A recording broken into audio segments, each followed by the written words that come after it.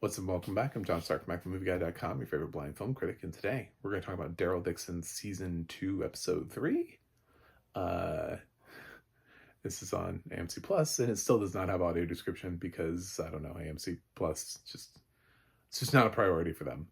I can't beat this to a dead horse all the time. That's why I keep doing this, blind film critic. I'm a Walking Dead fan, and I it really, I don't even want to recap the show. So basically, it's just Daryl, the religious zealot guy from who we've seen this season.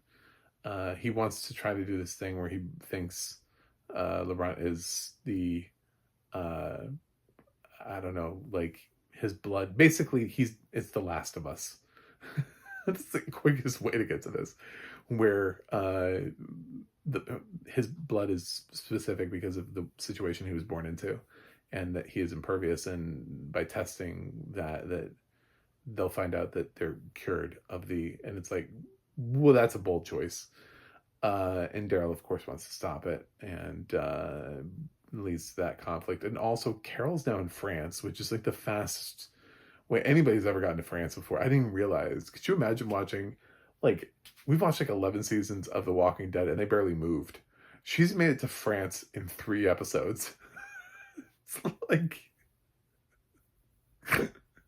when you think about how little they actually like move and or travel over the course of 11 seasons, and like in 3 episodes she's in France. So it's kind of amazing. So she's in France talking to people. She finds the lady who protected the Mona Lisa. I guess she's the main villain now. Um, and she also hates Daryl. And so Carol's trying to play her games. And what she does here, and I think people have lingered on it too much, is she tells this story, but she also tells a lot of stories. Like, she told a story to the pilot, right? She told stories to the environmentalist people in Greenland. She told the stories to this guy who's dying who knows Daryl, and when she's trying to figure out the location, she's like, "Oh, I'm his sister. He's the only family I have left."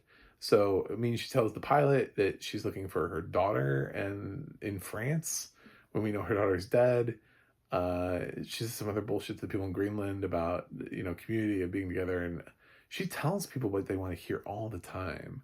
So people have like really hung up on this thing, like, I came here to kill him. And she's like, and it's like, don't you think she's probably telling that person what she thinks that person wants to hear?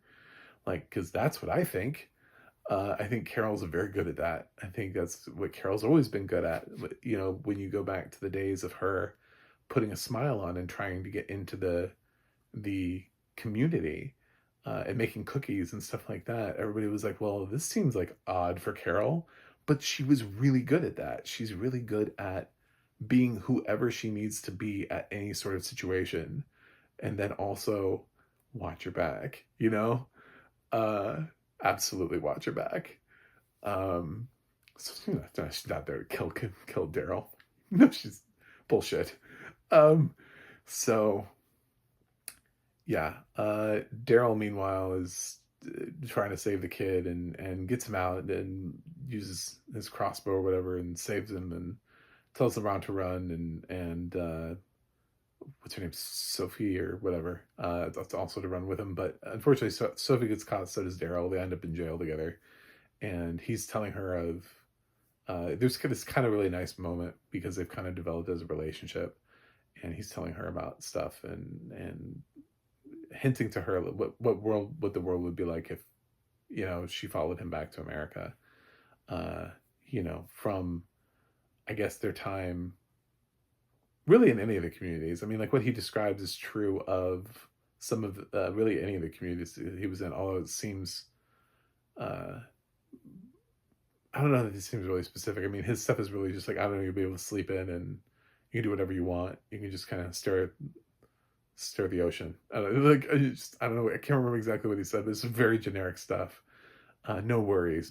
Basically, don't worry, be happy.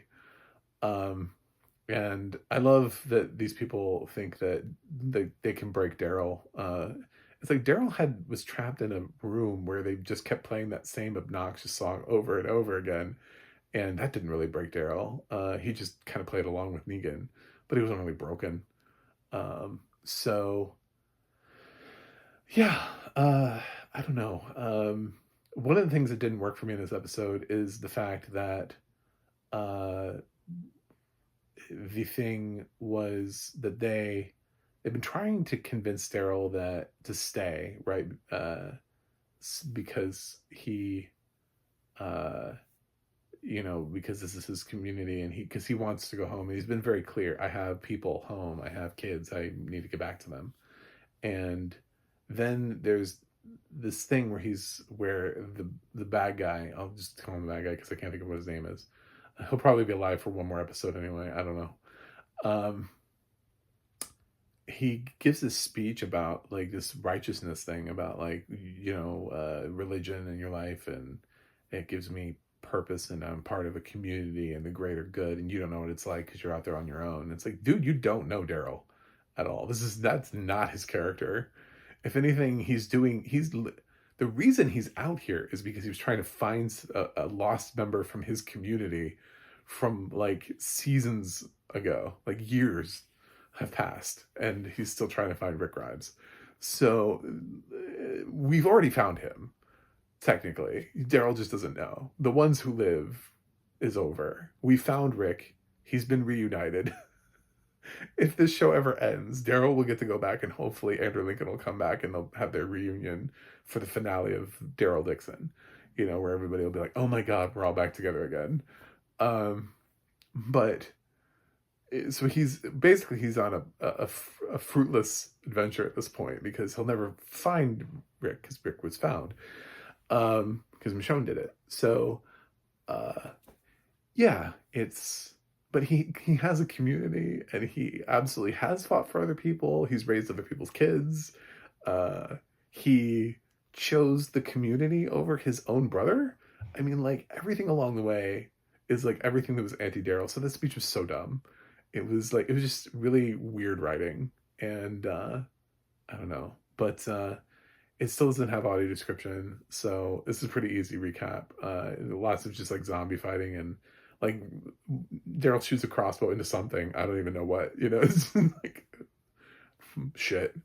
I didn't even know like who the character was that had known Daryl and was dying. I was like, I don't even know, because without contextual, like I'm supposed to remember his voice. Like I don't remember who that is. So it's really hard to follow characters without audio description too. And I don't get any of the French translation. So I would have to know French in order to get through the series. So anyway, so my grade is unwatchable like it is every week. Anyway, thanks for watching. Thanks for subscribing. I'll see you guys next week for more Daryl Dixon.